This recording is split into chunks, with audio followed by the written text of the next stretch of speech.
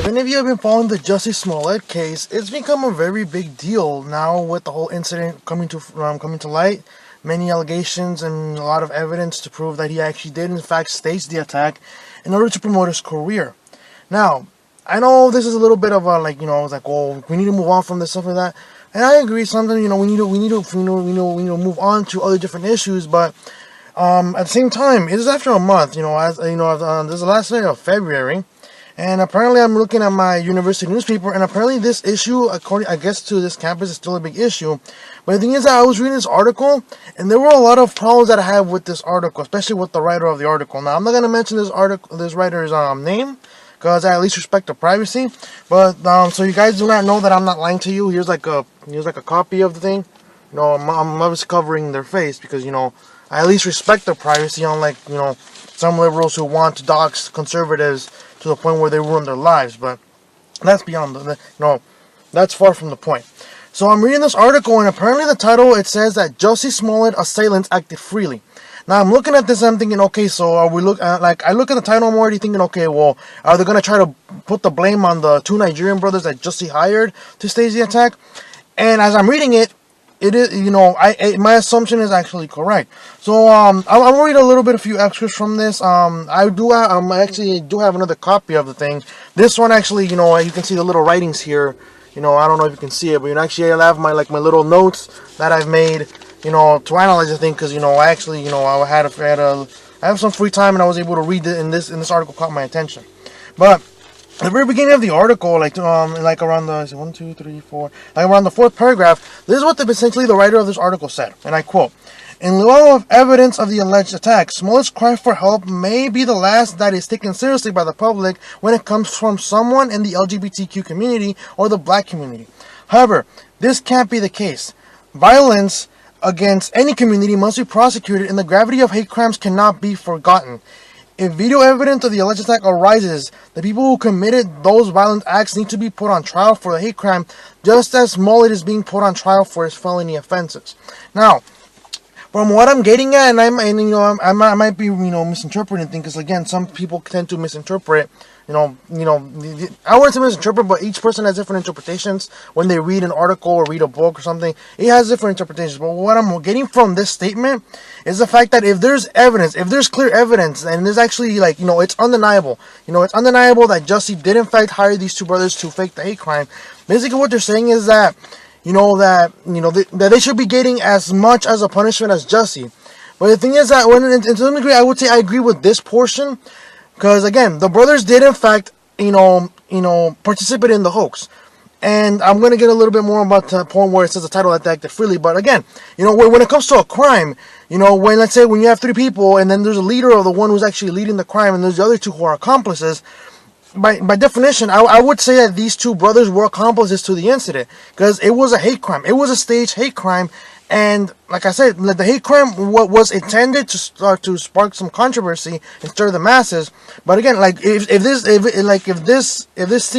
incident is proving to be 100% staged, there's 100% confirmation that Jussie did in fact stage the attack, then I say that the Nigerian brothers are also accomplices to this incident, and they should get from a punishment.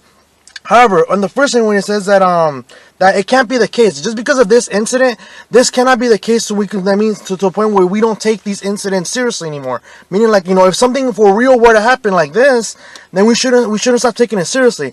And yeah, I would say we shouldn't stop taking it seriously.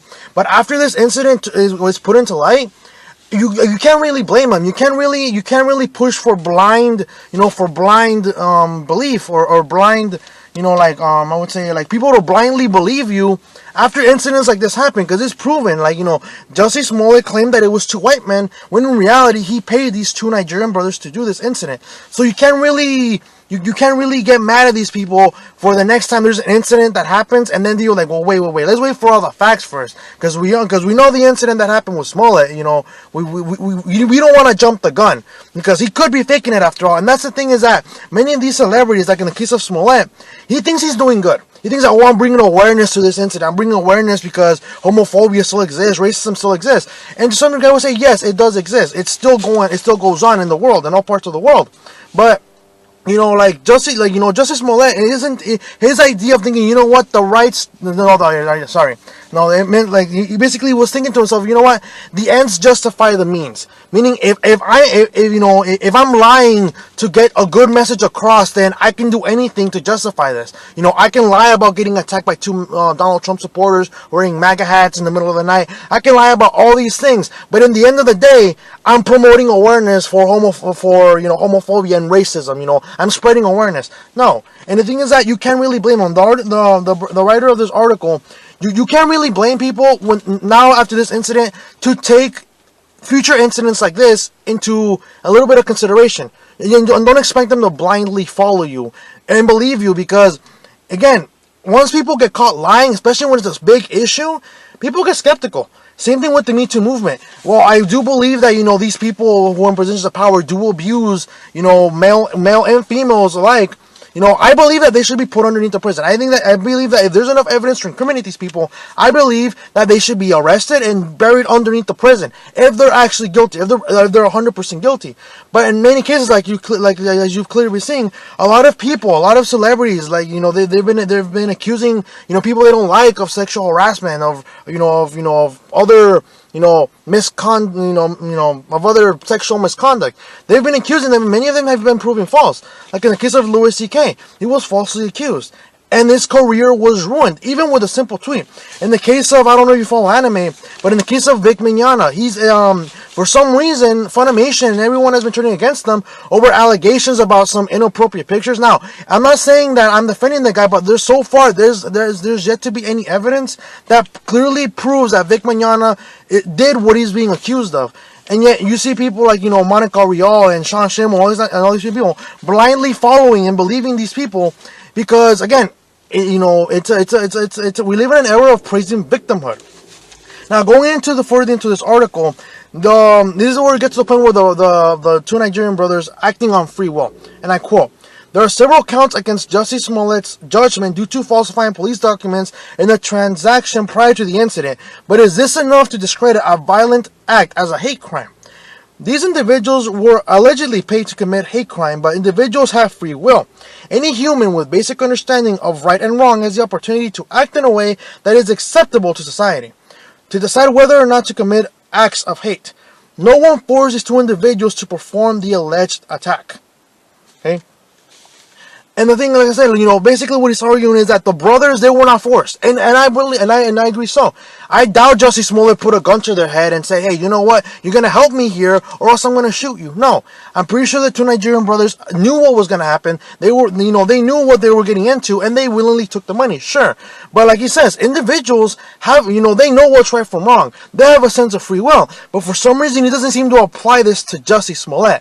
Because again, if by individual you mean anyone who's a living being, such as you or me, any homosexual, any transsexual, any boy or girl or whatever genders, the LGBTQ, anyone from the LGBTQ community as well.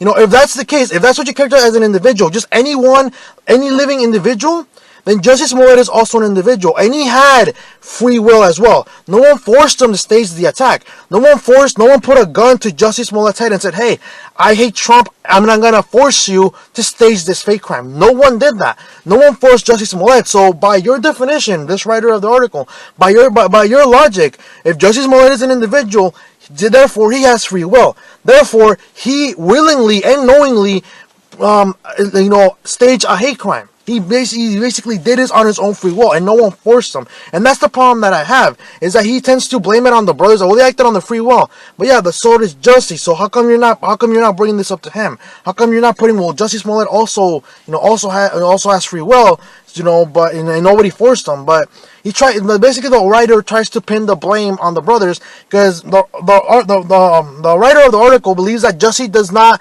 deserve the amount of negative publicity that Jussie's been getting in the last couple of weeks. And then there was another one too, and it came to a little bit following the little excerpt that I just read to you. It's the next sentence, and I quote, "An act of hateful violence is an act of hateful violence." Now, when it comes to this, I read this in a form of skepticism, because I'm thinking, but I mean, what do you consider an act of hateful violence? Do you mean a white person to a black person, or a black person to a white person? Is any act of hateful violence meaning, like, for example, like, let's say if let's say a Hispanic person were to shoot a Caucasian person, will that be a hate crime, or will that be self-defense, or would the media try to spin it to the point where they try to view as the white person as the aggressor, as in the case of, Nick Sandman in January?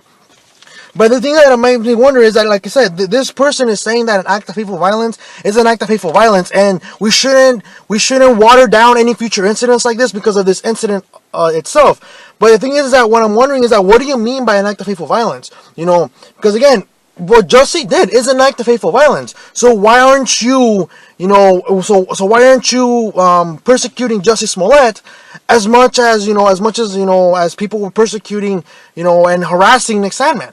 So why aren't you doing this here? Jussie Smollett did an act of violence, and like you clearly said in the you clearly said in the beginning of the article, a violence against any community must be prosecuted with the gravity of hate crimes and the gravity of hate crimes cannot be forgotten. You're basically saying this in the beginning of the article. So you're saying that violence against any community, and any community means LGBTQ, Caucasians, conservatives, liberals, libertarians, the Green Party, any community. So if you're saying that any community, any violence, any hate crimes against any community should not be acceptable, then by your definition, Jussie Smollett committed a hate crime towards conservatives. So why are you defending him?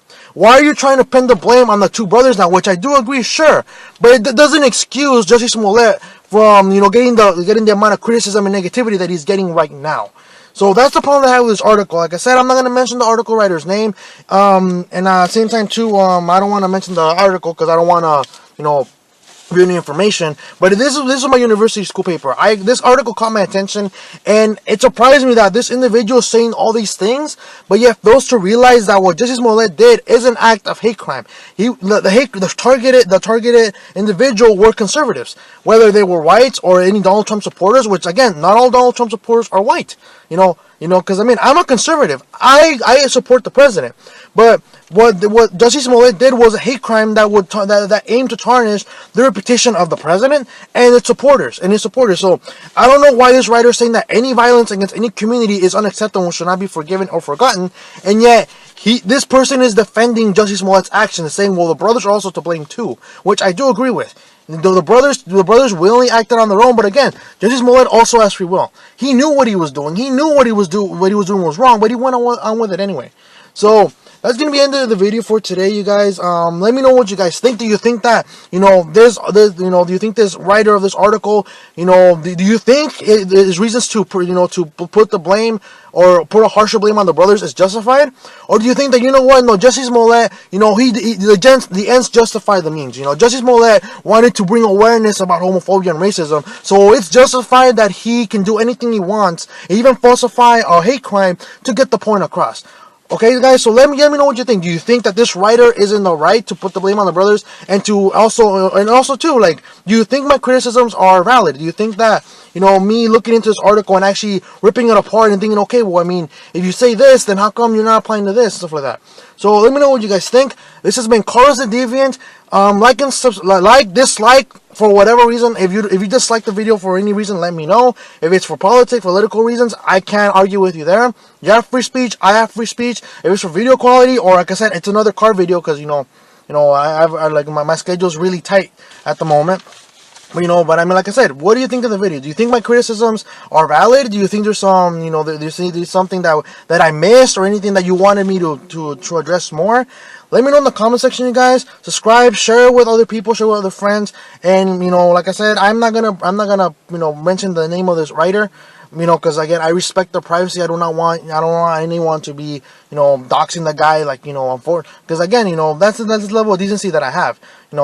I respect your privacy. I don't care if you're against me or not. I don't care if you're against me. Even if we disagree, I will respect your privacy. So let me know what you guys think. Alright, you guys, this has been Carlos the Deviant. Until next time.